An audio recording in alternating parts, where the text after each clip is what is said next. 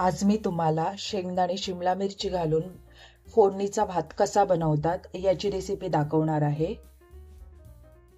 तेल गरम केलं, त्यात शेंगदाणे ऍड करते। शेंगदाणे तळून घेणार आहे। शेंगदाणे इथे मी काढून घेते। जिरा ऍड करते, मोहरी ऍड करते। जिरा मोहरी फडफडलं तसं मी यात कढीपत्ता ऍड करते। त्यानंतर यात हिरव्या मिरच्या ऍड करते। 2 उभे मोठे चिरून कांदे घेतले। यात थोडंसं मीठ ऍड करते, म्हणजे कांदा पटकन भाजून येतो। कांदा लालसर होईपर्यंत परतून घ्यायचा। कांदा लालसर झाला तसं मी यात एक मोठा उभा चिरलेला टोमॅटो ऍड करते। टोमॅटो मऊ होईपर्यंत परतून घ्यायचा। थोडीशी हळद ऍड करते यात।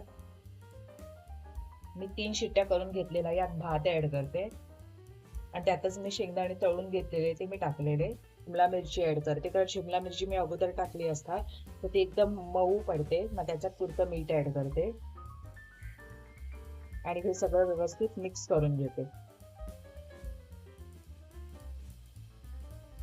असं व्यवस्थित मिक्स करत राहायचं, नाहीतर खाली लागू शकतो। कोथिंबीर ऍड करते आणि पुन्हा एकदा मिक्स करून देते।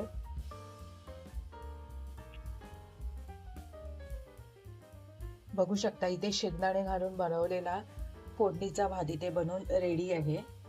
ही रेसिपी तुम्हाला कशी वाटली कमेंट्स मध्ये लिहून कळवा। Thanks for watching.